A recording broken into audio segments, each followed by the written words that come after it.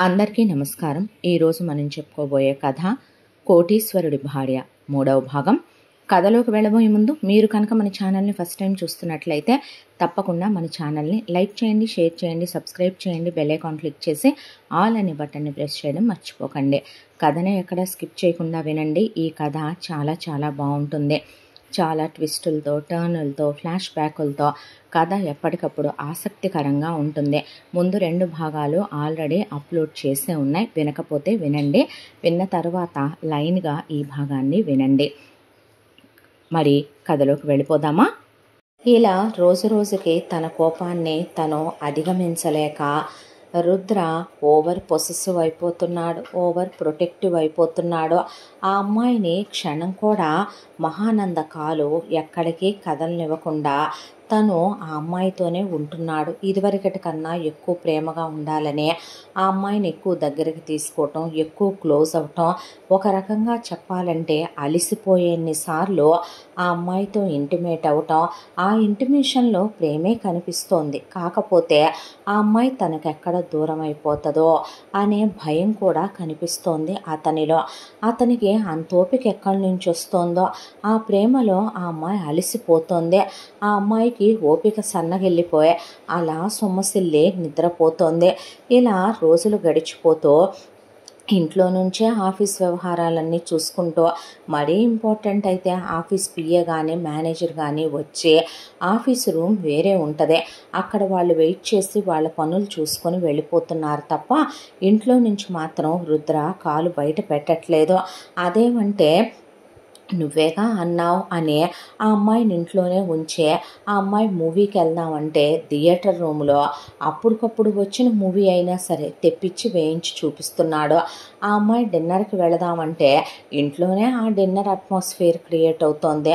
ఆ అమ్మాయి షాపింగ్కి వెళదామంటే ఆ అమ్మాయి కోసం అని చెప్పి ఆ షాపింగ్కి ఆ అమ్మాయి ఏం కావాలనుకుంటుందో అవి నడిచి ఇంటికే వస్తున్నాయి. ఆ అమ్మాయిని ఇంట్లో నుంచి బయటికి వెళ్ళనివ్వట్లేదు, తను వెళ్ళట్లేదు. వెళ్తేనేగా నేనెవరో ఒకళ్ళని కొడతాను, కొడితేనేగా నువ్వు బాధపడతావు, నువ్వు బాధపడితే భయపడతావు, భయపడితే నువ్వు టెన్షన్ పడతావు అని ఆ అమ్మాయిని ఒక్క నిమిషం వదలకుండా చాలా ప్రేమగా చూసుకుంటున్నాడు. ఆ అమ్మాయికి ఒక క్షణం భయం, ఆ తర్వాత బాధ, ఆ తర్వాత దిగులు, ఆ తర్వాత జాలి కూడా వేయటం మొదలైందే. ఎందుకు అసలు తన భర్త ఇలా అయిపోయాడో, ఏంటి దీని వెనుక కారణం ఆ అమ్మాయికి ఏమీ అర్థం కాలేదు. ఎవరికి చెప్పుకోవాలో అర్థం కాక ఆడపిల్లలకు సహజంగా బాధ అంటే గుర్తొచ్చేది ఒకటి పుట్టిల్లు. అలాంటిదే ఆ అమ్మాయి వాళ్ళ పుట్టింటి వాళ్ళకి చెప్పుకోలేదు. ఎందుకంటే వాళ్ళ అమ్మ నాన్నతో తనకన్నా ప్రేమగా ఉంటాడు రుద్ర. అలాంటప్పుడు తనేదైనా చెప్పినా తన్నే పళ్ళు రాలగొడతారు అమ్మా నాన్నలో. ఇక చెప్పుకోవడానికి మిగిలిందెవరో మామగారు చూస్తేనేమో కోమాలో పడున్నారు. దేవుడి దగ్గర కూర్చొని దేవుడికి పూజ చేసుకుంటూ దేవుడి దగ్గరే బాధంతా వెళ్ళపోసుకొని ఆ అబ్బాయికి దేవుడు దారాలు కట్టే రుద్రాక్షల మెళ్ళో వేసి విభూది పెట్టి బొట్టు పెట్టి ఏం కోరుకున్నావే దేవుణ్ణే అంటే ఏమీ లేదు, నీ కోపం తగ్గాలని. దాంతోపాటు ఇంకోటి కూడా అడిగే ఉంటావుగా, ఏంటి అంటే నా మొగుడు ఎవరిని కొట్టకుండా ఉండాలని, అంతే తప్ప ప్రపంచం మారాలని మాత్రం అని ఉండవు కదో. అది మనం మాడిస్తే మారుద్దా రుద్ర, కానీ నీ మొగుడు మాత్రం మారిపోవాలి. తప్పుని మన కళ్ళెదురుగా జరుగుతున్నా చూస్తూ మనకెందుకులే అనుకోవాలి, అంతేనా అన్న తర్వాత అబ్బా కాదులే అని ఆ అమ్మాయి అక్కడి నుంచి లోపలికి వెళ్ళింది. ఎక్కడికి అంటే కాసేపు రెస్ట్ తీసుకుంటాను రుద్ర, 2 గంటల నుంచి పూజలో కూర్చున్నానుగా, సరే నువ్వు రెస్ట్ తీసుకో, నేను ఈలోపు ఆఫీస్ వర్క్ చేసుకుంటానని హాల్లో కూర్చుని ల్యాప్టాప్లో ఆఫీస్ వర్క్ చేసుకుంటున్నాడు రుద్ర. రుద్ర దగ్గరికి పని మనిషి వచ్చింది. వచ్చి బాబు మీతో ఒక మాట చెప్పాలి అంటే ఏంటి అన్నాడు.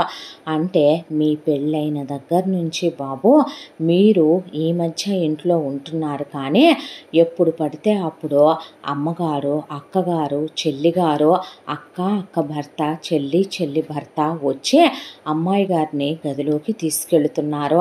గదిలోకి తీసుకెళ్ళిన తర్వాత ఏవేవో చెవులతో వినలేని మాటలు, నేను నోటితో మీకు చెప్పలేని మాటలు, అమ్మాయి గారిని చాలా మాటలని వెళుతున్నారు. ఏమంటున్నారు అని అడిగాడు రుద్ర.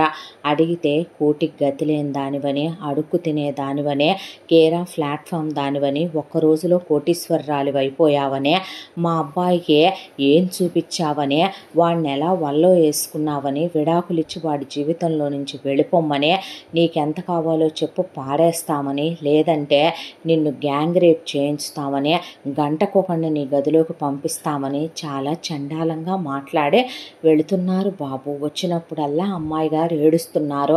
దేవుడి గదిలో గంటలు కూర్చుంటున్నారు.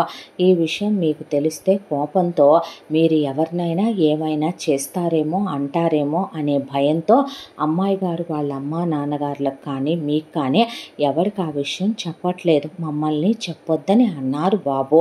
మీరు ఇంట్లో ఏం జరిగినా మీకు చెప్పమన్నారుగా నన్ను, అందుకే చెప్తున్నాను. సీసీ కెమెరాలో కూడా వాళ్ళు వచ్చి వెళ్ళిన ఫుటేజ్ని అమ్మాయి గారు డిలీట్ చేసేస్తున్నారు అని చెప్పింది పనమ్మాయి. ఆ తర్వాత నువ్వెళ్ళు అన్నాడు రుద్ర. నువ్వెళ్ళు అన్న తర్వాత కూర్చొని ఆలోచించడం మొదలుపెట్టాడు. తను అబ్రాడ్ వెళ్ళి వచ్చిన తర్వాత బిజినెస్ టేక్ ఓవర్ చేసుకున్న దగ్గర నుంచే తను అమ్మ అక్క చెల్లి ఉండే ఇంటికి అసలు తను వెళ్ళడు. వాళ్ళకి ఏదైనా మెయింటెనెన్స్లో అవసరాలు ఉన్నాయని వాళ్ళు పిఏకో మేనేజర్కో ఫోన్ చేయాలి. తనకు ఫోన్ చేసినా తను ఊరుకోడు. అలా ఫోన్ చేస్తే అది నిజమైన అవసరం, కరెక్ట్ అయిన అవసరం అంటే కనుక వాళ్ళు చెక్ ప్రిపేర్ చేసి తీసుకొస్తే అదేంటనేది వివరం కనుక్కొని సైన్ చేసి వాళ్ళ మంత్లీ మెయింటెనెన్స్లకి వాళ్ళ అవసరాలకే డబ్బులు పంపించడం వరకే తన బాధ్యత. అలాంటిది ఈ మధ్య వాళ్ళ మీద తను అసలు ఫోకస్ చేయటం లేదు. బహుశా ఇంతకాలం తర్వాత తను ప్రేమించిన అమ్మాయి తనకు దొరకటమో, లేదంటే తను కావాలనుకున్న క్వాలిటీస్తో ఉన్న అమ్మాయి భార్య అయింది అనే దాంతో ఆనందంగా ఉండటమో, ఆ అమ్మాయితో ఇంటిమేట్ అవ్వటమో, ఆ అమ్మాయి ప్రేమలో ప్రపంచాన్ని మర్చిపోవటమో, కొత్తగా పెళ్ళి అవ్వటమో, ఈ మధ్య నాన్నగారిని వెళ్ళి తరచూ చూసొస్తున్నాడు. కానీ అది మహానంద వల్ల అత్తగారు మామగారు ఫ్యామిలీ రెస్పాన్సిబిలిటీస్ ఆఫీస్ వ్యవహారాల్లో పడే కాస్త వీళ్ళ మీద నేను ఫోకస్ తగ్గించాను. ఎన్ని రోజులుగా వాళ్ళు ఏం చేసినా నాకు తెలుస్తూనే ఉంటుంది, నాకు తెలియకుండా ఉండదు. అలాంటిదే మళ్ళీ ఏం జరుగుతుంది వీళ్ళ వ్యవహారం అని అక్కడి నుంచి రావాల్సినటువంటి రిపోర్టు ఎన్నాళ్ళుగా తన కోసం వెయిట్ చేస్తూ ఉంది. అలాగే ఒక్క ఫోన్ కాల్ వెళ్ళింది అవతలకే. వెళ్ళేసరికి ఇక రుద్ర వాళ్ళ అమ్మ గురించి, అక్క గురించి, బావ గురించి, చెల్లి గురించి, చెల్లి భర్త గురించి రిపోర్ట్ వచ్చింది రుద్రకి. అంటే వీళ్ళేం మారలేదన్నమాట. వీళ్ళు ఇంకా దిగజారిపోయే, ఇంకా వీళ్ళ బుద్ధులు బయట పెట్టుకొని వీళ్ళు ఎప్పట్లానే బిహేవ్ చేస్తున్నారన్నమాట. నేను ఈ మధ్య కాలంలో వీళ్ళ మీద ఫోకస్ చేయలేదు కదా, కాస్త రెచ్చిపోతున్నట్టున్నారు.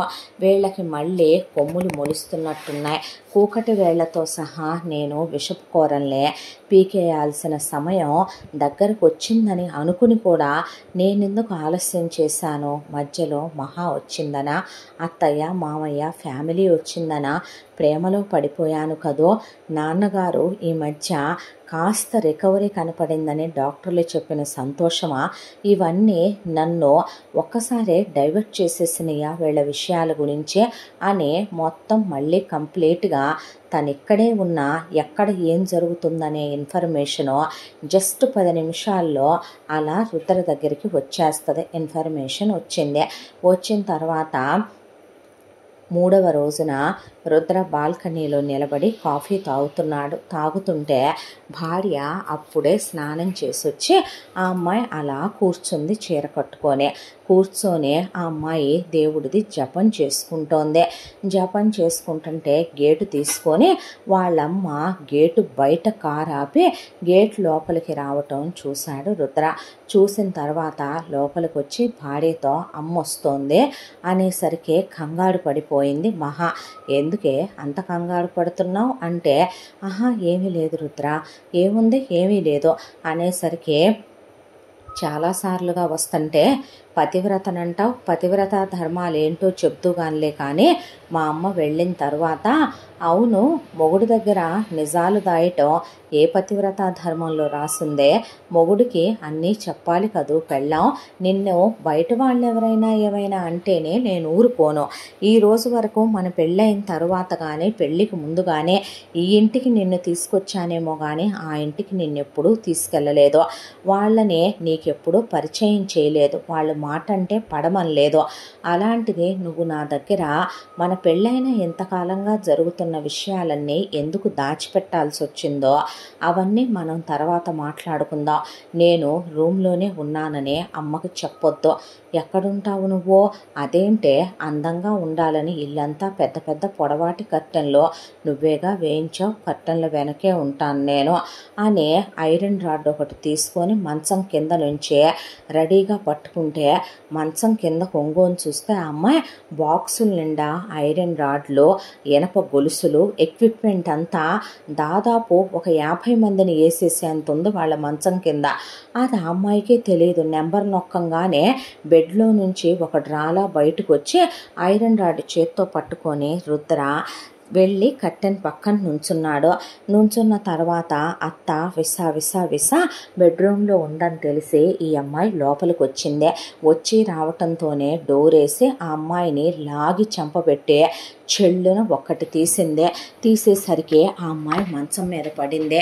నువ్వెంత, నీ బ్రతుకెంతే, అలగా దానా, లో క్లాస్ దానా, నీ బాబు చివరికి యాక్సిడెంట్ అయ్యి ఆపరేషన్ చేయించే దిక్కు లేక వాడికి అన్నీ చచ్చుబడిపోయి కూతుళ్ళని పెళ్ళాన్ని తార్చుకొని బతికే స్టేజ్కి వాడు వస్తే చివరికి నీ తమ్ముడిని ఏ బ్రోతల హౌస్లోనో క్లబ్బులోనో పబ్బులోనో మందు పోయటానికి పెట్టుకునే మీ బతుకులకి వాడికి నువ్వు కనపడటం, వాడికి నీ క్యారెక్టర్ ఎక్కేయటం, వాడు నిన్ను చేసుకోవటం, విడాకులు ఇమ్మనమంటే ఇవ్వవేంటే, వాడి జీవితంలో నుంచి వెళ్ళిపోమంటే వెళ్ళవేంటే, ఆ చెత్త ఎదవని పెళ్లి చేసుకోరా ఎదవ అని వాడు అబ్రాడ్ నుంచి వచ్చిన తర్వాత వాడికి చాలామంది కోటీశ్వర్ల అమ్మాయిల ప్రొఫైల్స్ పంపిస్తే వాళ్ళందరినీ కాదని కాలతన్ని వాడు నిన్ను చేసుకున్నాడు. వాడిచ్చే సుఖం చాలేదా? ఏ మగాడు ఇవ్వని సుఖమేమైనా వాడిస్తున్నాడా? పోనీ కావాలంటే చెప్పవే, మా ఇద్దరు అల్లుళ్ళని పంపిస్తాను, వాళ్ళు చాలరంటే చెప్పు, గంటకో 10 మందిని పంపించనా? పోనీ వాళ్ళతో సుఖపడతావా? మర్యాదగా వెళ్ళిపోమ్మన్నా, విడాకులు ఇచ్చేయమన్నా, నీకు నీ ఫ్యామిలీకి నూకలు మిగలకుండా చేస్తానన్నా, అయినా నువ్వు నా మాట వెంటల్లా రెచ్చిపోతున్నావు. నీ బ్రతుక్కి నీ మెడలో డైమండ్ నెక్లెస్సా అని డైమండ్ నెక్లెస్ తెంచేసి ఆ అమ్మాయి మెడంతా కోసుకుపోయిందే. ఆ తర్వాత ఆ అమ్మాయి బ్లడ్ వస్తుంటే చెయ్యి అడ్డం పెట్టుకుందే. ఆ తర్వాత నీ బతుక్కి ఇంత ఖరీదైన చీరంతా లాగేసి ఆ అమ్మాయిని కాలుతో తన్నే కొట్టబోయే లోపు వెనక నుంచి వచ్చి రుద్ర ఒక్కటే ఒక దెబ్బ తల మీద పెళ్ళమని వేశాడు ఐరన్ రాడ్ పెట్టే. తర్వాత మాట్లాడుకుందాం మీరు వెళ్ళిపోండి అని ఆ అమ్మాయి గబా చీర చుట్టేసుకుంటూ అంటుంటే నువ్వేంట్రా ఇక్కడ అనేసరికి ఎక్స్పెక్ట్ చేయలేదా సుచరిత నేను ఇక్కడే ఉంటానని అనేసరికి నీళ్లు నవ్వులతో నుంచుందే. ఆ తర్వాత ఆ అమ్మాయి ఆగకుండా బెడ్రూమ్కి లాక్ చేసేసి పాస్ లాకే కాబట్టి ఓపెన్ కాకుండా డోరు లోపల ఆ అమ్మాయిని బాత్రూంలోకి తోసేసి గడేసి అబ్బో నా భూతో నా భవిష్యత్తే అన్నట్టు తల్లిని కూడా చూసుకోకుండా తలకాయ పగలగొట్టి చేతులు కాళ్ళు కొంకిలు విరిగిపోయేలాగా పడేసి చావగొట్టేశాడు రుద్ర.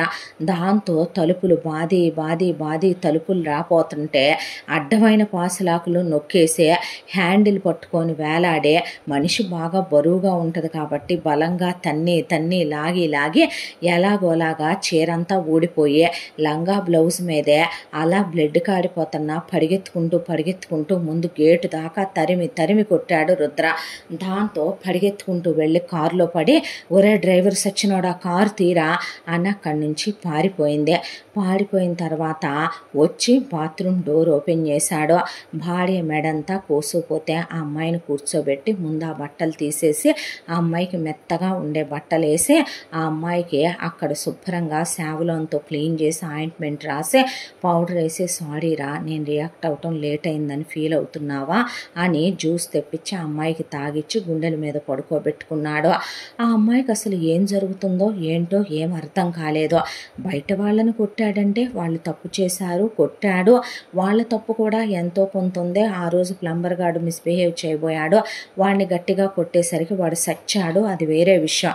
కానీ కన్న తల్లిని ఆల్మోస్ట్ అది సస్తాను అనుకునే తలుపులు బద్దలు కొట్టుకొని పారిపోయింది అత్త.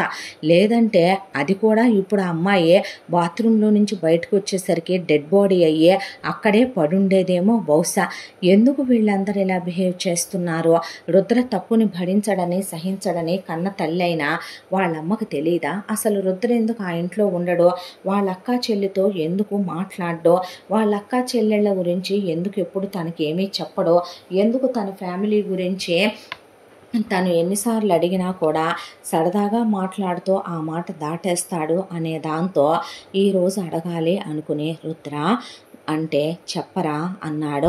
అన్న తర్వాత భోజనం టైం అయింది కదో అనేసరికి తెచ్చాను బాబు అని బండి మీద తోసుకుంటూ పనమ్మాయి అన్నీ పెట్టుకొని పైకి తెచ్చింది. దా భోంచేద్దాం అని తను తింటూ ఆ అమ్మాయికి తినిపించాడు. అయిపోయిన తర్వాత ఇంక నువ్వు వెళ్ళంటే డోర్ దగ్గర లాగి పనమ్మాయి వెళ్ళిపోయింది. డోర్ క్లోజ్ చేసి కూర్చున్నాడు. చెప్పరా అంటే ఎందుకు మనం ఆ ఇంట్లో ఉండట్లేదో, ఎందుకు మీ అమ్మగారు మీ అక్క బావ చెల్లి బావమరిదే ఉంటారు అక్కడ, ఎందుకు మనం ఈ ఇంట్లో ఉంటున్నామో, ఎందుకు నువ్వు అక్కడ ఉండట్లేదని అమ్మాయి మాట్లాడే లోపు ఆ అమ్మాయిని దగ్గరికి తీసుకుని పెదవుల మీద ముద్దు పెట్టి ఇక ఆ అమ్మాయిని మాట్లాడనివ్వకుండా ఆ అమ్మాయితో క్లోజ్ అయిపోయాడు. ఆ తర్వాత ఆ అమ్మాయికి అసలు మాట్లాడే శక్తి లేదు, తన మాట్లాడేంత టైము గ్యాపు కూడా ఆ అమ్మాయికి ఇవ్వలేదు. ఆ తర్వాత అలిసిపోయి అతని మీదే పడి నిద్రపోయింది. ముద్దు పెట్టుకొని ఆ అమ్మాయిని గుండెల మీద పడుకోబెట్టుకున్నాడు. ఆ తరువాత ఒక నెల రోజులకి సడన్గా ఫోన్ వచ్చింది భర్తకి. ఫోన్ వచ్చేసరికి హలో ఎప్పుడు ఎక్కడ అని అడిగాడు. అడిగేసరికి వాళ్ళు డెడ్ బాడీల్ని తీసుకొచ్చాం సార్, మీరు వస్తే అని చెప్పి మాట్లాడుతుంటే సరే వస్తున్నాను అని చెప్పి బయలుదేరరా అని అప్పుడే మహానందని రుద్ర విరూపాక్ష తన కారులో ఎక్కించుకొని ఆ ఇంటి దగ్గరికి తీసుకెళ్ళటం. ఆ ఇల్లేమి చిన్నది కాదు, 25 ఎకరాల ల్యాండ్లో కట్టుంది ఆ ఇల్లు. ఆ ఇంటికి విరూపాక్ష నిలయం అని పేరు పెట్టి ఉంది. ఎంత పెద్ద గేట్లో, చుట్టూ ఎలక్ట్రిక్ ఫెన్సింగు, సెక్యూరిటీ వాళ్ళు, లోపలంతా పని వాళ్ళు, పెద్ద పెద్ద మొక్కలు చెట్లు అంతా హంగామాగా ఉండి కింద నెయ్యి పోస్తే నెయ్యి ఎత్తేటట్లుగా ఉంది ఆ ఇల్లు. ఎందుకు ఇప్పుడు మనం ఇక్కడికి వచ్చాం అంటే చెప్తా అన్నాడు.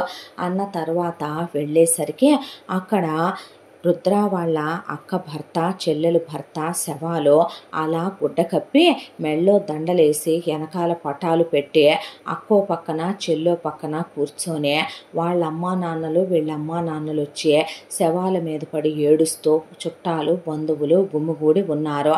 ఆ అమ్మాయికి అసలేమీ అర్థం కాల, స్టన్ అయిపోయి షాక్ అయిపోయి అలా నిలబడిపోయి చూస్తూ ఉంది ఆ అమ్మాయి. ఈలోపు అక్కడున్న కొందరు రుద్రని పక్కకు రమ్మన్నట్టు సైగ చేస్తే రుద్ర పక్కకు వెళ్ళటం చూసి మెల్లిగా అడుగులు అడుగేసుకుంటూ ఆ అమ్మాయి వెళ్ళేసరికి సారీ సార్, మీరందరికీ స్పాట్ పెట్టమన్నారు కానీ ఆ ఎదవలిద్దరే కారులో ఉన్నారు, ఈ పనికి మాలిని 3 ఆ కారులో లేవు, దాంతోనే ఇంకా వాళ్ళనే ఫినిష్ చేయాల్సి వచ్చిందే అన్న తర్వాత చెత్త ఎదవల్లారా, మీ వల్ల నేను చెప్పేది ఏదీ కాదేంట్రా, ఇక రంగంలోకి నేనే దిగాలి పనికి మాలిన సన్నాసుల్లారా అని వాళ్ళ దవడ పగలగొట్టాడు రుద్ర. ఆ అమ్మాయికి షాకులో పై ప్రాణం పైనే పోయినట్టు అనిపించే, బ్రెత్లెస్ అయిపోయినట్టు అనిపించే ఆ పక్కనే బెంచ్ ఉంటే కూర్చుండిపోయింది. కూర్చుండిపోయిన తర్వాత రుద్ర ఎక్కడికి వెళ్ళిందా మహా అని వెతుక్కుంటే అక్కడ కూర్చొని ఉండేసరికి ఆ అమ్మాయి దగ్గరికి వెళ్తే కళ్ళల్లో నీళ్లు వణుకుతుంది. ఏమైందిరా అని అడిగితే ఏమీ లేదు, టెన్షన్గా అనిపించి, నువ్వు ఇప్పుడు అవన్నీ చూడటం ఎందుకు, టెన్షన్ పట్టం ఎందుకు, నిన్ను నేను లోపల నేను డాడీ ఉండే రూమ్లో కూర్చోబెట్టానుగా, బయటికి ఎందుకు వచ్చావే అని చెప్పి అక్కడ ఉన్న పనమ్మాయి వైపు చూడగానే పరిగెత్తుకుంటూ వెళ్ళి పనమ్మాయే వెంటనే సోడాలో లెమను సాల్ట్ వేసి తీసుకొచ్చింది. భార్యకి తాగిచ్చి బీపీ ఫ్లక్చువేట్ అయినట్టుంది, పల్స్ స్లోగా ఉన్నాయి అని పెళ్ళాన్ని ఎత్తుకొని తీసుకెళ్ళి ఆ గదిలో మంచం మీద పడుకోబెట్టాడు. ఈ గదిలోనే డాడీ నేను ఉండేవాళ్ళం, తెలుసా నీకు? ఈ గది అంటే నాకు చాలా ఇష్టం రా, నా చాలా మెమరీస్ ఉంటాయి.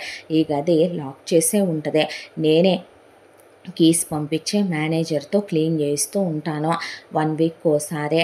ఇప్పుడు నిన్ను తీసుకొని వచ్చి ఈ గదిలో ఉన్నప్పుడు డాడీతో ఉన్నట్టే ఉంది తెలుసా నాకు అని చెప్తుంటే ఆ అమ్మాయికి పిచ్చెక్కిపోయే, బుర్ర పని చేయలేదు. అసలు ఏంటి వీళ్ళ గురించి, వీళ్ళ గతం ఏంటి, వీళ్ళ నాన్నెందుకు కోమాలో ఉన్నాడు, వీళ్ళ అమ్మేంటి, వీళ్ళ అక్కలేంటి, వీళ్ళ బావలేంటి?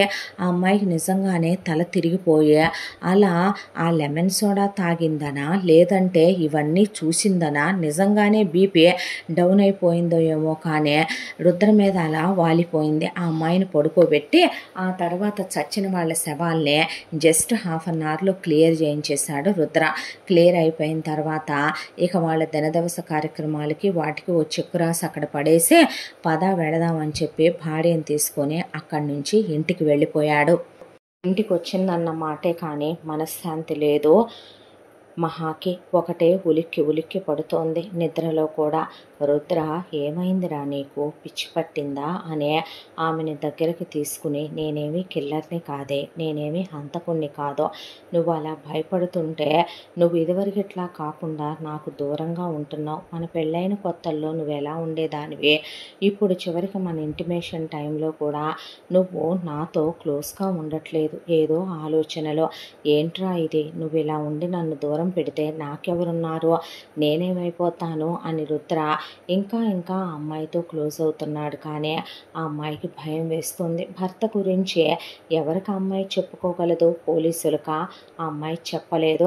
ఒకవేళ ఆ అమ్మాయి చెప్పినా అవసరమైతే తనకే పిచ్చి సర్టిఫికెట్ తీసుకుంటాడేమో. కానీ మొగుడు భర్తని పోలీసులు ఏం చేయరు. మొగుడికి మినిస్టర్ల దగ్గర నుంచి చాలా పెద్ద వాళ్ళతో పరిచయాలున్నాయి, ఇన్ఫ్లుయెన్స్ ఉంది. పెద్ద సూట్ కేసులు బ్యాగులే వాళ్ళకి అలా మామూళ్ళ లెక్కన వెళుతూ ఉంటాయి, పార్టీ ఫండ్స్ లెక్కన వెళుతూ ఉంటాయి. తనేమీ మాట్లాడటానికి కూడా లేదు. అంతా దాంట్లో ఆ అమ్మాయి మొరపెట్టుకునేది ఒక్క దేవుడికే.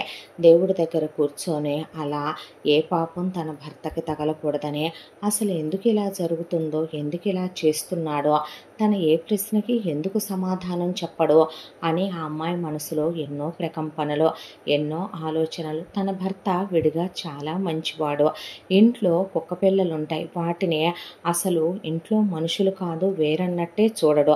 అవి ఇంట్లో పూకెళ్ళినా, ఇంట్లో సూ పోసినా వెంటనే పనివాళ్ళు ఒకవేళ ఏదైనా పనిలో ఉన్నా తనైనా కవర్తో తీసి డస్ట్బిన్లో పడేసేస్తాడు, క్లీన్ చేయమని చెప్తాడు. వాటిని డాక్టర్ దగ్గర చెకప్లు చేయించడం, ఇంత ఒంట్లో బాగోకపోయినా తల్లడిల్లిపోతాడో, మామగారి మీద పడి ఏడుస్తాడో, తనమ్మా నాన్నల్ని సొంత అమ్మా నాన్నలుగా ఫీల్ అవుతాడు. చెల్లెల్ని తమ్ముడిని చాలా బాగా చూస్తాడు. ఆఫీసులో ఎంప్లాయీస్కి హైకులని, వాళ్ళకి ఓన్ హౌసులు లేవని తనే ఒక చోట వెంచర్ వేయించి మరి ఆఫీసులో వర్క్ చేసే ఎంప్లాయీస్ అందరికీ సొంత ఇళ్ళు ఉండాలి అనే విధంగా వాళ్ళందరికీ కూడా 2 బెడ్రూమ్ ఫ్లాట్స్, అలాగే కాస్త కేటగిరీ తక్కువ వాళ్ళకి 1 బెడ్రూమ్ ఫ్లాట్స్ వాళ్ళకి వేయించి ఇచ్చిన గొప్ప మనసు తన మొగుడిదే. ఏమని చెప్పాలి? దానాలు చేస్తాడు, ధర్మాలు చేస్తాడు, పిల్లల్ని చదివిస్తాడు, వికలాంగులకి కాళ్ళు చేతులు పెట్టిస్తాడు, ఎంతోమందికి ఎన్నో సహాయాలు చేస్తాడు. తను ఎంత ఖర్చు పెట్టి పూజలు చేసినా కాదండో, ఎన్నో పాడుపడిపోయిన దేవాలయాలు తను మరమ్మత్తు చేయించిందే, పూర్వశోభ కలిగేలా చేసిందే. ఇంటి చుట్టూ తను వచ్చిన తర్వాత అంతకుముందు పెద్దగా మొక్కలు చెట్లు లేవు. తను వచ్చాక తనకి గ్రీనరీ అంటే ఇష్టం అందని 10 లారీల మొక్కలు చెట్లు తెచ్చి నాటించాడు. అవన్నీ కాయలు కాసి పూలు పూస్తుంటే తన ముఖంలో ఆనందం చూసి అతను మురిసిపోతాడు. తన్ని చాలా సెక్యూర్డ్గా చూసుకుంటాడు. అనుమానమా అని అడిగిన మాటకే తట్టుకోలేకపోయాడు రుద్ర. అసలు నిజంగానే తన భర్త తన మీద అనుమానపడడు. ప్రాణం ఒక ఎత్తుగా చూసుకుంటాడు. కానీ అలా మనుషుల్ని చంపేంత కిరాతకమైన హృదయం ఎందుకు వస్తోంది? ఎందుకంత పగ? ఎందుకంత కక్ష? అసలు ఏం జరుగుతుంది అని ఆ అమ్మాయి ఒకవేళ జాతకంలో ఏమైనా దోషం ఉందా, పోనీ ఏమైనా శాంతులు చేయించితే బెటర్ అవుతాడా అనే దాంతో ఒకరోజు వాళ్ళ అమ్మ నాన్నలతో, అమ్మ మనకి సిద్ధాంతి గారు తెలుసు కదా, ఆయన అడ్రస్ ఒకసారి చెప్పవా అని అడిగితే, ఏమే అని అడిగింది వాళ్ళమ్మ.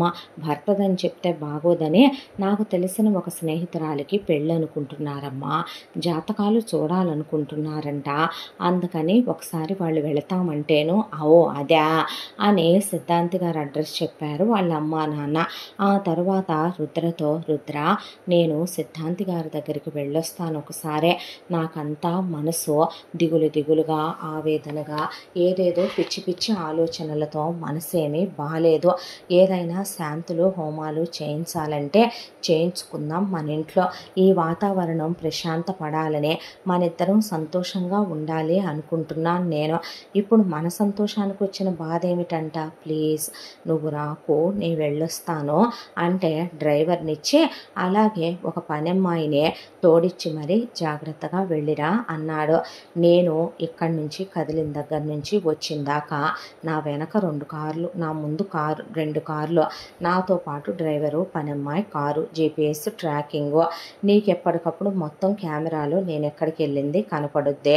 పైగా నా చుట్టూ నాకే తెలియకుండా ఎటు నీ మనుషులుంటారో, వాళ్ళు నన్ను ప్రొటెక్టివ్గానే చూసుకుంటారో, నా మీద ఈగ వాలకుండా తెచ్చి నీకు అప్పచెప్తారో, మళ్ళీ ఎందుకు ఈ అప్పగింతలన్నీ అని నవ్వేసి ఆ అమ్మాయి ఒట్టి చేతులతో వెళ్ళకూడదని ఓ పళ్ళెంలో పూలు పళ్ళు అలాగే గురువుల దగ్గరికి సిద్ధాంతుల దగ్గరికి వెళ్ళేటప్పుడు బట్టలు, కాస్త పసుపు కుంకుమ కొబ్బరికాయలు అవి తీసుకొని ఆ అమ్మాయి కాడికి బాయ్ చెప్పి వెళ్ళింది. వెళ్ళిన తర్వాత వెళ్ళి సిద్ధాంతి గారిని కలిసింది. సిద్ధాంతి గారిని కలిస్తే ఆయన జాతకం పరీక్షించిన తర్వాత అలా ఒక్కసారి ముక్కు మీద వేలేసుకొని కూర్చున్నాడు. కూర్చుంటే ఏమైంది సిద్ధాంతి గారు అని అడిగింది.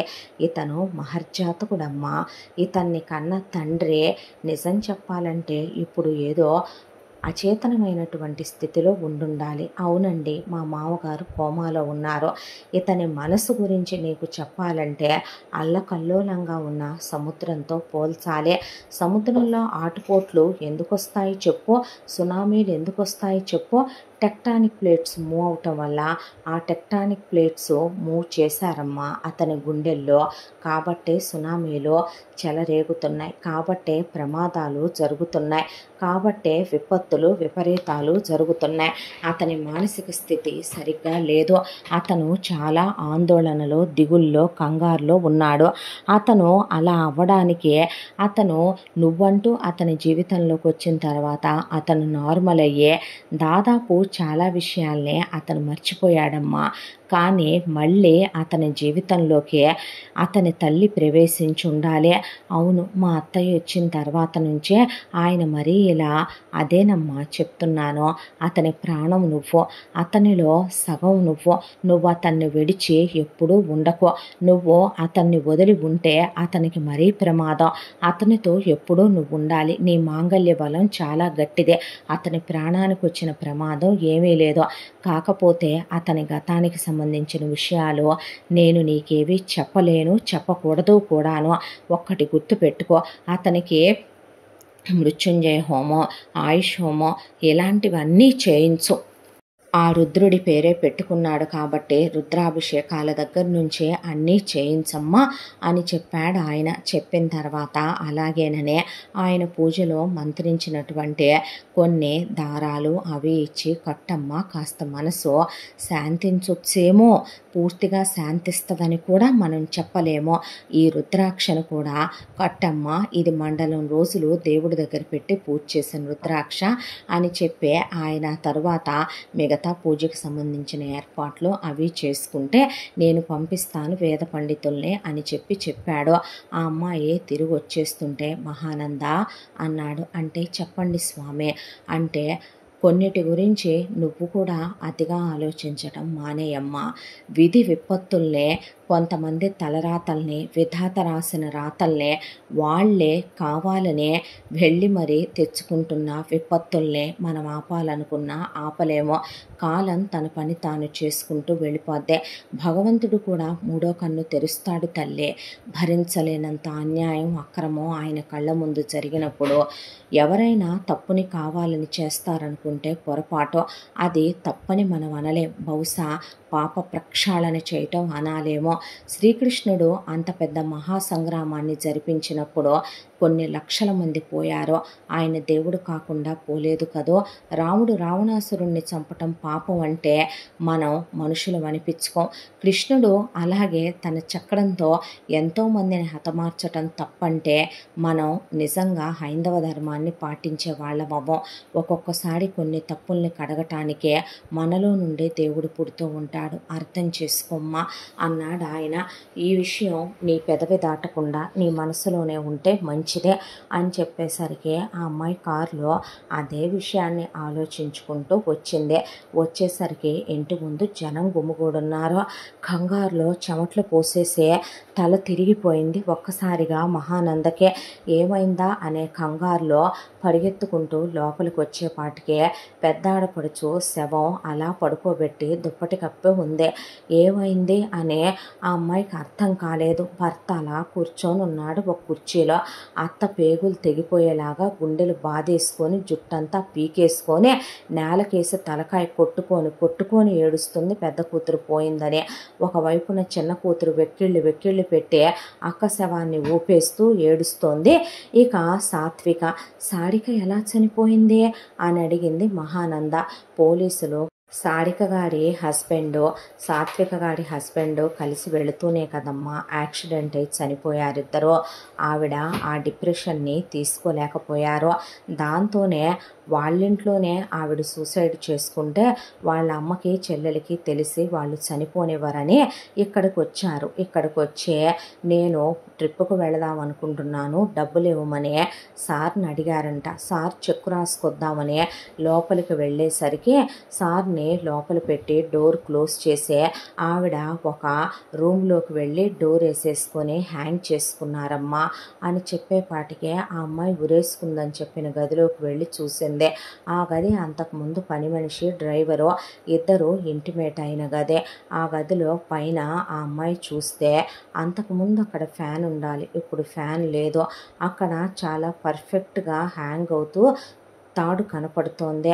ఆ అమ్మాయి భర్త వైపు చూసింది. చాలా నార్మల్గా ఉన్నాడు. కానీ సిచ్యువేషన్ ఏదో తేడా అని ఆ అమ్మాయి కనిపిస్తే పోలీసులు రుద్ర వైపు అలా చూస్తూ ఉంటే లోపలికి రమ్మనమన్నాడు. వాళ్ళు రుద్రతో లోపలికి వెళితే ఆ అమ్మాయి వెనకాలే వెళ్ళిన తర్వాత సార్ క్లియర్ చేసేస్తే అయిపోతుంది కదా, చేసేయండి ఎందుకు ఇంకా ఉంచటం అనే వాళ్ళకు చెక్కు రాసి ఇచ్చేశాడు. ఆ తర్వాత వాళ్ళ అమౌంట్ తీసుకుని ఇంకా ఎంతసేపు అమ్మా మీరు బాధపడితే పోయిన వాళ్ళు తిరిగి వస్తారా చెప్పండి. ఇప్పుడు ఆవిడని పోస్ట్ మార్టం చేసి మళ్ళీ ఆవిడ బాడీని ఛిద్రం చేసి ఓపెన్ చేయటం ఎందుకో, పెద్దింటి ఆడపిల్లలు మీకే పరువు కాదు కదా. సార్ అలాంటివేవి వద్దన్నారు. మీరు లేస్తే అంత్యక్రియల కార్యక్రమం చుట్టాలు బంధువులు పూర్తి చేస్తారు అని తీసుకెళ్ళి క్రిమేషన్ కూడా అయిపోయింది. అయిపోయిన తర్వాత ఆ అమ్మాయికి ఇక అసలు మనశ్శాంతి లేదు. ఒకవైపున ఈ విషయాలు ఆ అమ్మాయి ఎవరికి చెప్పుకోలేదు. ఇక పిచ్చిదానిలా తయారైపోయింది. ఆ అమ్మాయి తయారైపోయి దేవుడు దేవుడు దేవుడు దేవుడనే ఇల్లంతా దేవుడు పటాలు పెట్టి దేవుళ్ళకు పూజలు చేయటం, హోమాలు యజ్ఞాలు యాగాలు చేయించటం పిచ్చెక్కిపోతోంది ఆ అమ్మాయికే. మొగుణ్ణి నీకు దండం పెడతాను రుద్ర ఇంకా ఆపేవా ప్లీజ్, ఎందుకు ఇదంతా చేస్తున్నావు అంటే నేనేం చేశానురా పిచ్చిదానా, ఒక విషయం చెప్పమంటావా, నువ్వు రోజు లేవగానే పూజిస్తావు కదే రాముణ్ణి కృష్ణుణ్ణి, వాళ్ళందరూ చేసినవి కరెక్ట్ అంటారు మీ ఆడవాళ్ళు. అలాంటిదే అదే పని మీ మొగుళ్ళు చేస్తే ఎందుకే తప్పంటారో. నేను జైలుకి వెళ్ళంలే, నన్నేమీ ఉరి తీయర్లే, ప్లీజ్ రుద్ర అలా మాట్లాడకు అంటే, ఎందుకు భయపడుతున్నావురా నువ్వు? నీకు తెలీదు, కొన్నిటిని మనం మారతాయని వాటికి అవకాశం ఇవ్వటమే తప్పు. కొన్నింటిని కూకటి వేళ్లతో పెకలించి వెయ్యాలిరా. నీకో విషయం తెలుసా? మనం వరి నాటుతాం, వరితో పాటు కలుపు పెరుగుద్ది. చూడటానికి రెండు ఒకేలా ఉంటాయి, మన కళ్ళనే మోసం చేస్తాయి. అలా అని మనం కలుపు మొక్కలు తీసేయలేదనుకో, భూమిలో ఉన్న సారాన్నంతా అది పీల్చేసుకొని వరిని ఎదగనివ్వదు. కాబట్టే మనం వ్యవసాయం చేస్తున్నాం. వ్యవసాయం చేసేటప్పుడు పాపం, పుణ్యం, దయ, దాక్షిణ్యం అని ఆలోచించకూడదురా. అలా ఆలోచిస్తే కలుపు మొక్కలు తొక్కేస్తాయిరా వరిని. అప్పుడు మనుషులు బ్రతకలేరు, ఆహారం లేకుండా మనుగడ లేకుండా అయిపోతారు. అవి ఎదగనివ్వవురా అనేసి అక్కడి నుంచి లేచి వెళ్ళిపోయాడు. ఆ అమ్మాయికి గురువుగారు చెప్పిన మాట గుర్తొచ్చి పిచ్చిదానిలా తయారైపోయింది. ఒకవైపున ఆఫీస్ కన్నా వెళ్ళు రుద్ర అంటే, ఎందుకే అంటే, నేను ఎక్కడికి వెళ్ళను. నా తాళి మీద ప్రమాణం చేసి, నీ మీద ఒట్టేసి, అమ్మా నాన్నల మీద, చెల్లి తమ్ముడి మీద, దేవుడి మీద ఒట్టేసి చెప్తున్నా, నీకు నమ్మకమేగా? నేను దేవుడి మీద ఒట్టేస్తే ఎక్కడికి వెళ్ళనని కొంచెం మార్పుగా ఉంటుంది, వెళ్ళొచ్చు కదా అందే. అంటే రోజు మార్చి రోజు ఆఫీస్కి వెళ్ళొస్తున్నాడు. వారంలో 3 రోజులు 4 రోజులు ఇంట్లోనే ఉంటున్నాడు. కాస్తలో కాస్త అయినా బెటర్ అవుతాడేమోనన్నదే ఆ అమ్మాయి చిన్న ఆశ. ఆ తర్వాత ఒక రోజున సడన్గా సునంద, నందన్ ఇంటికి వచ్చారు. చూస్తే భర్త ఆఫీస్కి వెళ్ళున్నాడు. ఏమిటర్రా ఇలా వచ్చారు అని అడిగితే, నువ్వు ఇంకా రెడీ అవ్వలేదేంటక్క అని అడిగితే, దేనికమ్మా అంది మహా. అంటే దేనికేంటి, బావ రిసార్ట్ బుక్ చేశాడుగా, మమ్మీకి మదర్స్ డే సెలబ్రేట్ చేస్తున్నాడుగా, లాస్ట్ ఇయర్ కూడా సెలబ్రేట్ చేశాడు కదే, మర్చిపోయావేంటి? అమ్మ, నువ్వు, నేను, తమ్ముడు అమ్మకి పిల్లలమైనా సరే మనం ఎప్పుడూ అమ్మకి ఇలా సెలబ్రేషన్లు చేయమని బావే తనకి పెద్ద కొడుకనే, బావే ఇలా సర్ప్రైజులన్నీ ప్లాన్ చేస్తాడని ఆల్రెడీ అమ్మా నాన్న రిసార్ట్ దగ్గరికి వెళ్ళి వెయిట్ చేస్తున్నారు. నువ్వు బావ ఇంకా రాలేదేంటని చెప్పి బావకు ఫోన్ చేస్తే, బావ ఆఫీస్ నుంచే అటునుంచి అటు వచ్చేస్తానన్నాడంట. అందుకే రాక్క వెళదాం అనేపాటికి పిల్లలు చెప్పిన మాటనే ఆ అమ్మాయి నిజమని నమ్మలేకపోయింది. ఇప్పుడు ఆ అమ్మాయి ఉన్న సిచ్యువేషన్ అది నిజం చెప్పాలంటే. దాంతో ఫోన్ చేసింది. ఎక్కడున్నావు రుద్ర అని అడిగింది. వీడియో కాల్ చేసింది. వీడియో కాల్ ఆన్ చేశాడు. ఆఫీస్లోనే ఉన్నానురా. ఏ అన్నాడు. చుట్టూ అట్మాస్ఫియర్ చూసింది. ఆఫీసే అనుకుంది. అనుకున్న తర్వాత, ఏమీ లేదు, అమ్మకి ఏదో సెలబ్రేట్ చేస్తున్నావు మదర్స్ డే అని వీళ్ళిద్దరూ వచ్చారు, అవునా? నువ్వు వాళ్ళతో పాటు రెడీ అయ్యి వెళ్ళిపో, నేను ఆఫీస్ నుండి డైరెక్ట్గా అక్కడికే వచ్చేస్తాను, ఒక 1 అవర్లో వస్తాను, సరేనా అన్నాడు. అంటే అది కలిసే వెళదాంగా. అబ్బా పాపం వాళ్ళు వచ్చారు కదరా, వెళ్ళి కాసేపు అంటే డిసప్పాయింట్ అవుతారు, చెప్పు నేను వస్తున్నానని క్లయింట్తో మాట్లాడుతున్నా, అవ్వగానే వచ్చేస్తానన్నాడు. అంటే సరే అని ఆఫీస్లోనే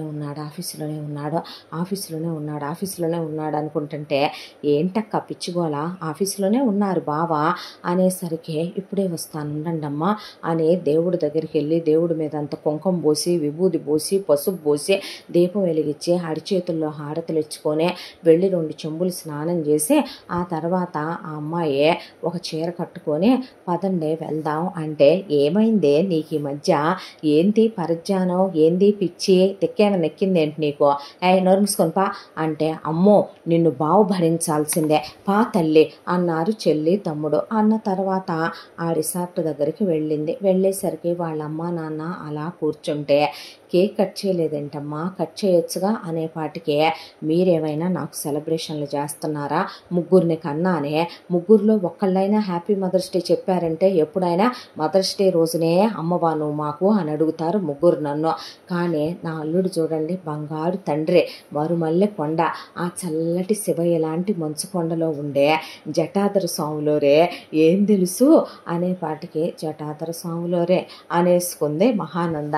అనుకున్నాక, నా బంగారు తండ్రి ఏమంటా వచ్చాడో, నీ పెళ్లి కాక ముందు సెలబ్రేట్ చేశాడు, నీ పెళ్ళి అయ్యాక పోయిన సంవత్సరం సెలబ్రేట్ చేశాడు, మళ్ళీ ఇప్పుడు సెలబ్రేట్ చేశాడు, ఎంత మంచోడో నా అల్లుడు బంగారం, నా అల్లుడు వచ్చిందాక నేను కట్ చేయను కేకు అని గడ్డం కింద చేయబెట్టుకొని కూర్చుంటే, కనీసం ఏమైనా తిందాం వెళ్దాం రండి డాడీ అంటే, అలా ఎలా, అబ్బాయి రాకుండా అల్లుడు గారు వచ్చిన తర్వాతే ఏదైనా అని ఆయన కూడా అలా కూర్చుంటే పిల్లలు ఈలోపు అక్కడ ఏదో గేమ్స్ పెట్టారని కూర్చొని ఆడుకుంటున్నారు చెల్లి తమ్ముడు. ఆ అమ్మాయి మనసు ఒక్కసారిగా రయ్యమని వచ్చే దారిలోకి వెళ్ళింది. వెనక్కి వెళ్తే ఎక్కడో ఎక్కడో ఎక్కడో ఎక్కడో ఎక్కడో నేను వచ్చేటప్పుడు వచ్చే కారుని చూసా, ఎక్కడ చూశానో అని ఆ అమ్మాయి బ్రెయిన్లో ఒక్కసారే ఆలోచనలో వెనక్కి వెనక్కి వెనక్కి వెనక్కి వెనక్కి వెళుతూ ఆ అమ్మాయి పెళ్లి దగ్గరికి వెళ్ళాగినే. పెళ్లిలో అత్త అలాగే పెద్ద ఆడపడుచు భర్త, రెండో ఆడపడుచు భర్త వచ్చారు. వచ్చి వాళ్ళు పెళ్ళి మధ్యలో నుంచే గెస్టుల్లాగానే వచ్చి ఒక్క 5 నిమిషాలుండి లేచి వెళ్ళిపోయేటప్పుడు తను అలా చూస్తూనే ఉంది. పక్క నుంచి చూస్తే తన రెండో ఆడపడుచు ఫేస్ అచ్చు అలాగే ఉంటుంది. ఇందాక తను వచ్చేటప్పుడు పరధ్యానంలో చూడలేదు. కారులో తమ ఇంటి దారి వైపు వెళుతున్న ఒక అమ్మాయి అచ్చం రెండో ఆడపడుచులానే ఉంది. రెండో ఆడపడుచులా ఉందా, రెండో ఆడపడుచేనా? ఆ కారు ఎక్కడ చూశానో ఆ రోజు పెద్ద ఆడపడుచు భర్త, రెండో ఆడపడుచు భర్త చనిపోయినప్పుడు తను పాతింటి దగ్గరికి వెళ్ళింది భర్తతో పాటు. వెళ్ళినప్పుడు వరుసగా పార్కింగ్లో గ్యారేజ్లో కార్లు పెట్టున్నాయి. అందులో తను ఈ కారు చూసిందే, ఆ నెంబర్ ప్లేట్ కూడా తనకి ఇంకా గుర్తుంది అని చిన్నాడపడుచు ఎందుకు వెళుతుంది తన ఇంటి దగ్గరికి అని భర్తకి ఫోన్ చేసింది. ఫోన్ చేస్తే భర్త ఫోను స్విచ్ ఆఫ్ వస్తుంది. ఇక ఒళ్ళంతా చల్లబడిపోయి ఆ అమ్మాయికి చెమట్లు పోసుకురావటం మొదలైపోయింది. దాంతో తనకి చిన్నాడపడుచు నెంబర్ కూడా తెలియదు. ఏం జరుగుతుంది, ఇంట్లో ఉన్న ల్యాండ్ లైన్కి ఫోన్ చేస్తే ఎవరు ఫోన్ లిఫ్ట్ చేయరేంటి? దాంతో నేను వెళ్తాను నాన్న అంటే, ఎక్కడికా అన్నాడు ఆయన. అంటే అదే మీ అల్లుడు గారు రాలేదుగా, తీసుకొని వస్తాను అందే. ఎందుకు అబ్బాయికి దారి తెలీదా? నోర్మై కూర్చో, అబ్బాయి వస్తాడులే అంది వాళ్ళమ్మ. అమ్మ అలా కాదే అక్క, ఉండు బావగారు వస్తానన్నారుగా, మీకేం తెలియదులేవే, నేను వెళ్ళి తీసుకొస్తానంటున్నానుగా అనేసరికి దీనికి ఈ మధ్య పిచ్చెక్కింది మమ్మీ, పిచ్చెక్కింది డాడీ, బావు కాబట్టే భరిస్తున్నాడు దీన్ని, మెంటల్ది సైకోదే అన్నారు చెల్లి తమ్ముడు. అనేలోపు ఆ అమ్మాయి బయలుదేరిపోయి డ్రైవర్ ముందు కారుది అంది. అలాగేనమ్మా అన్న తర్వాత బయలుదేరిపోయి ఫాస్ట్గా ఆ అమ్మాయి ఇంటి దగ్గరకు వచ్చింది. ఇంటి దగ్గరకు వచ్చేపాటికి చెమట్లు కక్కుకుంటూ పరిగెత్తుకుంటూ లోపలికి వచ్చింది. తను ఎక్స్పెక్ట్ చేసినంత అయ్యింది. రుద్ర హాల్లో అలా కూర్చొనున్నాడు. తన చైర్లో కూర్చొనుంటే, ఏంట్రా నువ్వు వచ్చావు అన్నాడు. అంటే ఏమీ లేదు, నిన్ను తీసుకెళ్దామని ఆఫీస్ నుంచి అట్టే వస్తా అన్నావు రుద్ర, మళ్ళీ ఇటు వచ్చావే అనేసరికి నా కోసమే వచ్చాడు, నా గురించే వచ్చాడు ఏంటంట అయితే అందే సాత్విక. అనేపాటికి ఏం లేదు, అక్కడికి వస్తావని అందరూ ఎదురు చూస్తున్నారు అనేసరికి వెళదాంరా, జస్ట్ ఒక్క 1 అవర్లో వెళ్ళిపోదాం, అత్తయ్య గారికి ఫోన్ చేసి చెప్పు అన్నాడు. అన్న తర్వాత నువ్వు వెళ్ళు, డ్రైవర్ మేడంని తీసుకెళ్ళు, నేను వచ్చేస్తాను. లేదు కలిసే వెళదాం. వెళ్ళమంటున్నానా అనేపాటికి లేదు నేను ఉంటాను, కలిసే వెళ్దాం అంటే, సరే రూమ్లోకి వెళ్ళి కాసేపు రెస్ట్ తీసుకో, నాకు మాట్లాడాల్సిన పని ఉంది, మాట్లాడొస్తాను, ముందు నాకు చెక్ ఇవ్వరా, ఎంతసేపు చెక్ ఇస్తానని చెప్పి ఎంతసేపు సోదే అన్న తర్వాత, రావే భోంచేద్దు కానీ తర్వాత ఇస్తాలే అన్నాడు. అన్న తర్వాత కూర్చొని సాత్విక అలా భోంచేస్తుంటే వెళ్ళి చెక్కు తీసుకొస్తానని లోపలికి వెళ్ళాడు రుద్ర. వెళ్ళిన తర్వాత ఈలోపు చేయి పట్టుకొని ఎందుకు వచ్చావు నువ్వు అనేసరికి, ఏం చేయబోతున్నావు రుద్ర, నీకు దండం పెడతాను, ఏం చెయ్యొద్దు ప్లీజ్ నువ్వు అనేసరికి, నువ్వు ఈ గదిలోనే ఉండు అని డోర్ లాక్ చేసేసి బయటకు వచ్చాడు.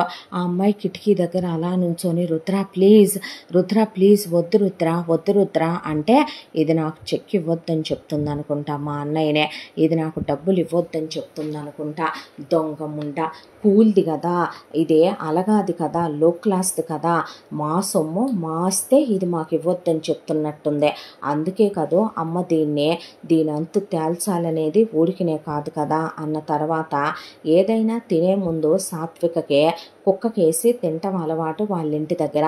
అలాగే ఇక్కడ దాదాపు ఒక 7-8 పప్పీల దాకా ఉండేసరికి ఒకదానికి వేసిందే. మిగతా అన్నీ ముట్టుకోలేదు, కానీ అందులో చిన్నది ఒకటి వచ్చి గబాలన ఆ ఫుడ్ తినేసింది. తినేసి అది కళ్ళు తిరిగి నురగలు కప్పుకొని పడిపోయింది.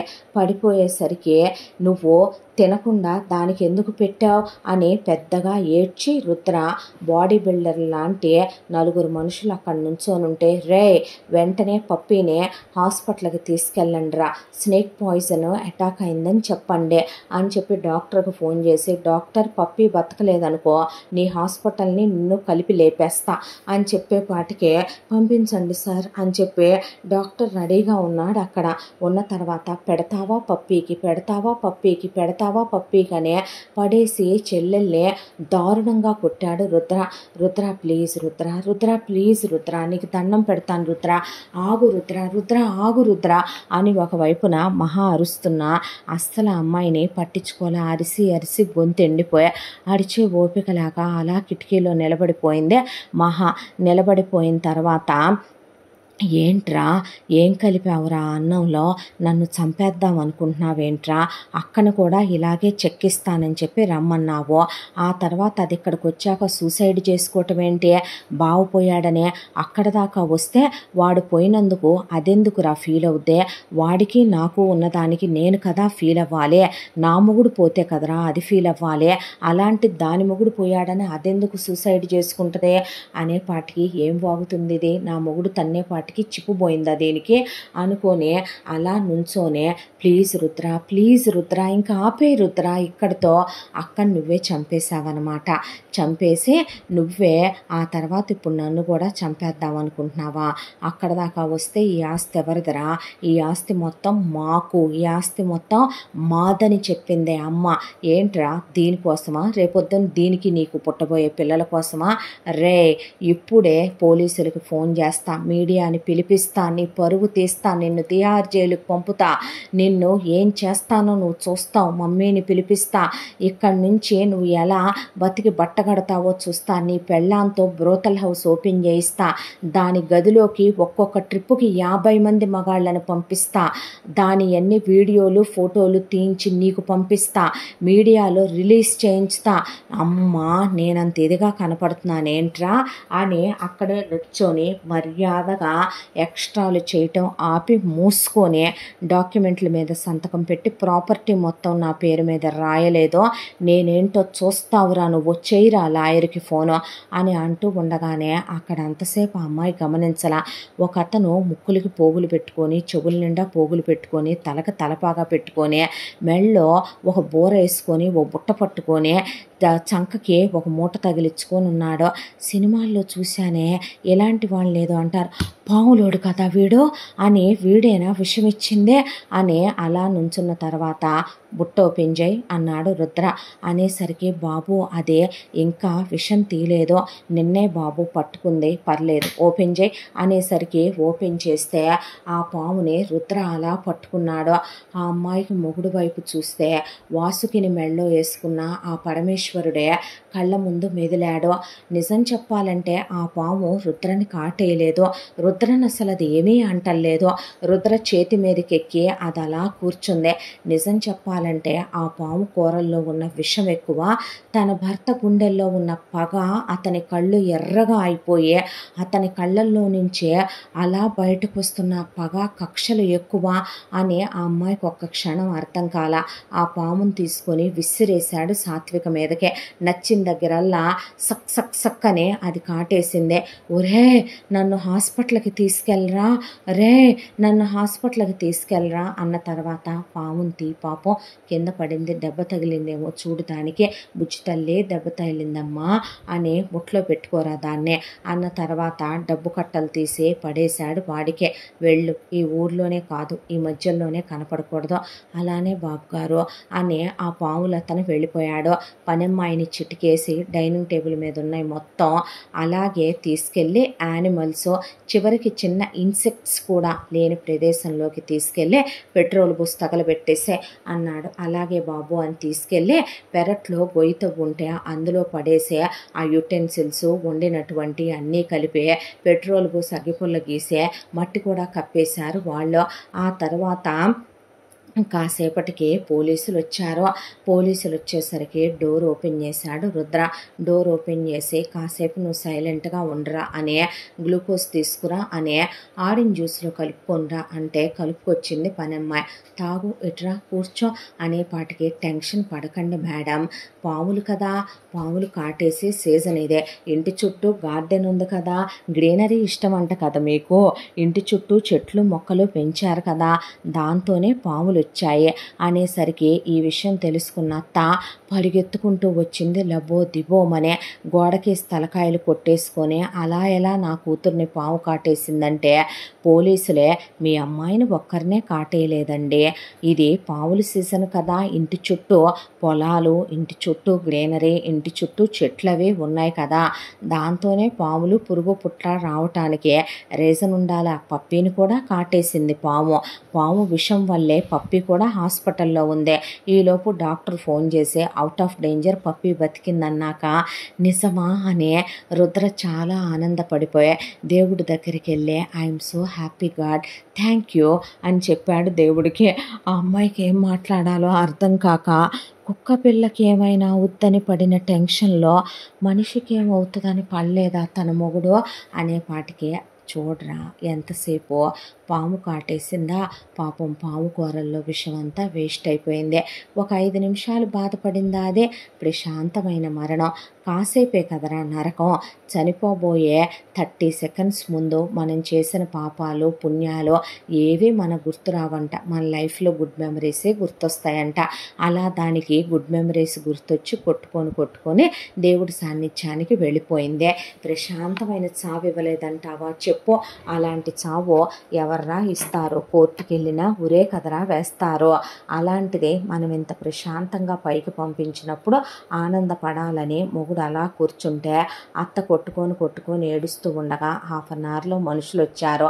ఆడపడుచు బాడీని తీసేయటం, ఎత్తుకెళ్ళి తగలేయటం, ఆ తర్వాత క్రిమేషన్లు కూడా అయిపోవటం, అత్త ఇక్కడి నుంచే తలకాయ కొట్టుకుంటూ తన ఇంటికి వెళ్ళిపోవటం అన్నీ జరిగిపోయినాయి. ఆ తర్వాత ఇల్లంతా క్లీన్ చేయమన్నాడు రుద్ర. మొత్తం ఇల్లంతా ఫ్రెష్గా అరగంటలో తళతళలాడిపోతూ రూమ్ స్ప్రేలు కొట్టి పర్ఫ్యూములు కొట్టి ఇల్లంతా ధూపాలేసి సాంబ్రాణేసి మొత్తం క్లీన్ చేయటం అయిపోయిన తర్వాత నువ్వు ఎంతసేపు అయిపోయింది వచ్చి పద మళ్ళీ స్నానం చేసి ఫ్రెష్ అవుదాం ఇద్దరం, అత్త ఎదురు చూస్తూ ఉంటారు, కేక్ కట్ చేద్దాం అనేపాటికే ఆ అమ్మాయి కారులో ఏం మాట్లాడాలో కూడా అర్థం కాల. అసలు తన కళ్ళ ముందు జరిగిందంతా కళ లేకపోతే నిజమా, కథ ఏమైనా చదువుతుందా తను, బుక్కులో ఏమైనా ఉందా తను, లేదు రియాలిటీలోనే ఉందా తను. ఆ అమ్మాయికి తలంతా పగిలిపోవటం మొదలైంది. ఆ తర్వాత అక్కడికి వెళ్ళేసరికి వచ్చావా నాన్న అనేసరికి నా కోసం ఆపారా అత్తమ్మ కేక్ కట్ చేయడం అని ఐ లవ్ యూ అన్నాడు ఆమెనే. లవ్ యూ టూ బాబో అన్న తర్వాత మొహం ఎందుకే అలా పెట్టుకున్నావు అన్నాడు వాళ్ళ నాన్న. ఆ అమ్మాయికి అసలు ఏం మాట్లాడాలో అర్థం కాక కేక్ కట్ చేసి అత్తగారికి తినిపించాక నా వైపు నుంచే స్మాల్ గిఫ్ట్ మామయ్య అని చెప్పిస్తే ఏంటి బాబు అంటే చిన్న ఫ్యామిలీ ట్రిప్, అత్తయ్య మీరు పిల్లలిద్దరూ వెళ్ళిరండి, ఒక 1 month ట్రిప్ హ్యాపీగా ఎంజాయ్ చేసి రండి, అన్నీ అరేంజ్ చేసే ఉంచాను, డ్రైవర్ అనేసరికి ఇప్పుడేనా అంద అత్తగారు. ఇప్పుడే అమ్మా అనేసరికి సరే వెళ్ళిరామే అన్న తర్వాత అని తలకాయ ఊపింది. ఊపిన తర్వాత మనం కూడా ట్రిప్కు వెళుతున్నాం, పద బ్యాగ్స్ ప్యాక్ చేసుకొని వెళదాము, ఒక 1 month రిలాక్సేషన్ కావాలిరా నాకు కూడా అని భార్యను తీసుకొని ట్రిప్కి వెళ్ళాడు. ట్రిప్కి వెళ్ళిన దగ్గర ఎందుకే నాకు దూరంగా ఉంటావు, ఎందుకే ఏదో ఒకటి ఆలోచిస్తూ ఉంటావు, పిచ్చి పట్టిందా నీకు, ఏంటిరా ఈ ఆలోచనలో అంటే ఎందుకు చేస్తున్నావు రుద్ర ఇలా నాకు చెప్పవేంటి అంటే ఆ అమ్మాయిని దగ్గరికి తీసుకొని కౌగిలించుకొని ముద్దు పెట్టుకొని ఆ అమ్మాయిని ఒళ్ళో పడుకోబెట్టుకొని ఆ అమ్మాయికి అసలు ఏమీ గుర్తు రాకుండా చేసేస్తున్నాడు తన ప్రేమలో. అలా అమ్మాయి అమ్మాయి ఎన్నిసార్లు అడుగుదామనుకున్నా ఆ అమ్మాయి నోరెత్తనివ్వడో మాట్లాడనివ్వడో. ఆ అమ్మాయికి చెప్పటం పోనీ ఇష్టం లేకపోతే నాకు చెప్పకు రుద్ర, పోనీ ఆపేయి ప్లీజ్, ఎక్కడితో ఆపుతావు పోనీ అదైనా చెప్పు రుద్ర అంటే కొన్నిటికి ఇంకా టైం అవ్వలేదురా, అయ్యాక ఆపేద్దాం అన్నాడు. అన్న తర్వాత ఏంటిది చెప్పు అన్న తర్వాత ఏమీ లేదు, నీకు కాక ఎవరికి చెప్తాను, చెప్పే రోజంటూ వచ్చినప్పుడు అన్నాడు. అన్న తర్వాత ఆ అమ్మాయికి ఏ పోలీసులకి చెప్పగలదు అసలు, తను ఏ అమ్మా నాన్నలకి చెప్పుకోగలదో పిచ్చెక్కిపోయి బుర్ర బద్దలైపోతుంది ఆ అమ్మాయికి. దాంతో బ్రెయిన్ పని చేయట్లేదు. ట్రిప్ అయిపోయింది, హ్యాపీగానే గడిపారు. ఇంటికి వచ్చింది. వచ్చిన తర్వాత ఒక రోజున ఆ అమ్మాయి రుద్ర ఇంటికి వచ్చే టైంకి ఇంట్లో లేదు. పాపం ఎక్కడికి వెళ్ళాల, మామగారిని కలుద్దామని చెప్పి పార్థసారథి ఉన్న హాస్పిటల్కి వెళ్ళింది. వెళ్ళి మామయ్య నేను మహాన్ వచ్చాను అని ఆయన దగ్గర కూర్చొని ఆయన చేయి చేతిలోకి తీసుకొని, నేను చెప్పేది మీకు వినపడుద్ది కదూ మామయ్య, కానీ నేను మీకు అన్నీ చెప్పలేను, ఎందుకంటే చెప్తే మీరు కోమాలో నుంచి లేవరో, ఇంట్లో పరిస్థితులు ఏమీ బాలేదు మామయ్య, ఏదేదో జరుగుతుంది, మీ అబ్బాయి నేను చెప్పిన మాట వింటలేదు మామయ్య, తప్పా కాదా, భార్య మాట వినాలా లేదా, ఏదేదో చేసేస్తున్నాడు మామయ్య, ఎందుకు చేస్తున్నాడో నాకు అర్థం కావటం లేదు. అవును మామయ్య, తను 10 ఏళ్ల వరకు మీరు బాగానే ఉన్నారు కదా, ఎందుకు కోమాలోకి వెళ్ళారు సడన్గా, ఎందుకు అత్తయ్య పెద్ద ఆడపడుచు భర్త చిన్న ఆడపడుచు భర్త వేరే ఉంటారో, ఎందుకు రుద్ర వేరే ఉంటాడు మా ఇంట్లో, అసలు ఏం జరిగింది మామయ్య, ఎందుకు ప్రాపర్టీ మొత్తం రుద్ర పేరు మీదే ఉంది, రుద్రే ఇంతని చూసి వాళ్ళకి మెయింటెనెన్స్ ఎందుకు పంపుతున్నాడో, పోనీ మీకిద్దరు భార్యలా, ఒక భార్య పోయిందా, ఈవిడ రెండో భార్య, అలా అనుకుంటే పెద్ద కూతురు రెండో కూతురు మధ్యలో రుద్ర ఎందుకుంటాడో, ఏంటి మామయ్య ఇదంతా, నాకేం అర్థం కావటం లేదు, ఏం జరుగుతుందంటారు, నా బాధ ఎవరికి చెప్పుకోవాలో అర్థం కావటం లేదు, నా కళ్ళ ముందే దారుణాలు జరుగుతున్నాయి, పోలీసులు నన్నే ఊరుకోబెట్టి వెళ్తున్నారు, అమ్మా నాన్నలకి ఇవన్నీ చెప్పుకోలేను, మా నాన్న మా అమ్మ గుండాకి చచ్చిపోతారు భయంతో, నాకేం అర్థం కావటంలా, మీ అబ్బాయిలో 100కి 99 గుడ్ క్వాలిటీస్ ఉన్నాయి, అలాంటిది ఎందుకు ఇదంతా చేస్తున్నాడు అని ఆయనతో మాట్లాడుతుంటే వచ్చి ఇల్లంతా వెతికాడు రుద్ర. మేడం మేరీ అని అడిగితే, సార్ చెప్పలేదండి, కారు తీసుకొని వెళ్ళారే, డ్రైవర్ అంటే నన్ను వద్దన్నారు సార్, మేడమే వెళతానన్నారు అన్న తర్వాత, స్టూపిడ్ ఫెలో, నీకు తన్నొక్కదాన్ని అలా పంపించొద్దని చెప్పానా లేదా అనేసరికి రుద్ర ఫోన్కి ఫోన్ ఇచ్చి, మిస్టర్ రుద్ర అంటే, యా డాక్టర్ అనేసరికి, మీ వైఫ్ ఇక్కడికి వచ్చారు, ఇక్కడ ఏదైనా జరిగితే చెప్పమన్నారుగా, వచ్చి కూర్చొని మీ నాన్నగారితో ఇలా మాట్లాడుతున్నారు, లోపలికి వెళ్ళి అనేసరికి వస్తున్నానని పరిగెత్తుకుంటూ అక్కడికి వెళ్ళాడు. వెళ్ళేసరికి ఆ అమ్మాయి అలా కూర్చొని ఆయనతో మాట్లాడుతుంటే, నాన్న దగ్గరికి వచ్చావా, చూడాలనిపించింది మామయ్య గారిని, అందుకే వచ్చా రుద్ర, నాకు చెప్పొచ్చు కదే, నేనే తీసుకొచ్చేవాడినిగా, ఎందుకు వచ్చావు అలాగా, నాన్నకి ఏం చెప్పావు, ఏం చెప్పలా, చెప్పకు కొడతాను, నాన్నకు అలాంటి ఏం తెలియదు, మా ఎప్పుడు లేస్తావు నాన్న నువ్వు, ఇంకా ఎన్నాళ్ళు ఉంటావు నాన్న ఇలాగా, నా 10 ఏళ్ల వయసు నుంచి ఎన్నిసార్లు అడిగుంటానో, ఎందుకమ్మా నువ్వు లేవట్లేదు. ఇంతటితో కోటీశ్వరుడి భార్య 3వ భాగం సమాప్తం. ముగింపు భాగంతో మళ్ళీ కలుసుకుందాం. తప్పకుండా మన ఛానల్ని లైక్ చేయండి, షేర్ చేయండి, సబ్స్క్రైబ్ చేయండి, బెల్ ఐకాన్ క్లిక్ చేసి ఆల్ అనే బటన్ని ప్రెస్ చేయడం మర్చిపోకండి. ఇంత మంచి కథను మనకు అందించిన కథా రచయిత్రి జి యామిని శ్రీనివాస్ గారు. ఇలాంటి ఎన్నో మంచి మంచి కథలు మన ఛానల్లో రాబోతున్నాయి. మీరు వినాలనుకుంటే తప్పకుండా మన ఛానల్ని సబ్స్క్రైబ్ చేసుకోండి. ఈ కథ ఆశాంతం ఆసక్తికరంగా ఉత్కంఠతో ఉంటుంది. దీని ముగింపు భాగాన్ని మీరు అస్సలు మిస్ అవ్వద్దు. దీని ముందు 3 పార్ట్స్ మీరు వినకపోతే ముగింపు భాగం మీకు అసలు అర్థం కాదు. కాబట్టి కథ 4 భాగాలు పూర్తిగా వినవలసిందిగా నా మనవి. మళ్ళీ ముగింపు భాగంతో మీ ముందుకు వస్తాను. Thank you so much.